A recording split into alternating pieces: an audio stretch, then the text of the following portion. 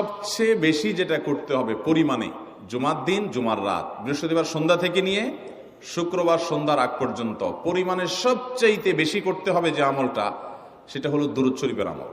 নবী করিম সাল্লাল্লাহু আলাইহি ওয়াসাল্লাম বলেছেন, আকসিরু আলাইয়া মিনাস সালাতি মিন ইয়াউমিল জুমআতি ওয়া লাইলাতিল জুমআহ, তোমরা জুমার দিন এবং জুমার রাতে আমার প্রতি বেশি বেশি দুরূদ পাঠ করবে, দুরূদ প্রেরণ করবে। ফাইন্না সালাতাকুম মা'রুদাতুন আলাই, কারণ তোমরা যে দুরূদ পাঠ করো এটা আমার কাছে পেশ করেন আল্লাহর ফেরেশতারা, এবং রীতিমতো নামধাম সহকারে আল্লাহর একদল ফেরেশতা নিয়োজিত আছে। তারা বলেন, আল্লাহ, হে আল্লাহ রাসূল, আপনার অমুক উম্মত, অমুক অনুসারী, আল্লাহর অমুক বান্দা পৃথিবীর অমুক প্রান্ত থেকে, অমুক দেশ থেকে, অমুকের সন্তান, সে আপনার প্রতি দুরূদ পেশ করেছে জুমার দিনে, জুমার রাতে বা অন্য সময়ে।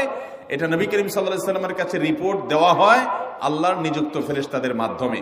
এই জন্য শুক্রবার এবং শুক্রবার দিন এবং রাত, অর্থাৎ বৃহস্পতিবার সন্ধ্যা থেকে নিয়ে শুক্রবার সন্ধ্যা পর্যন্ত এই 24 ঘন্টার বেশি পরিমাণে আল্লাহর জিকির করার কথা বলা হয়েছে।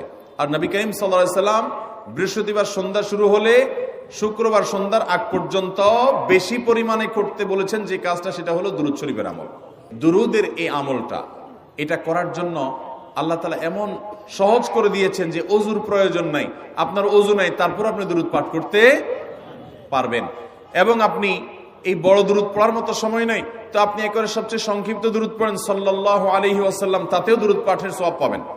আমলটা করবো তো ইনশাআল্লাহ।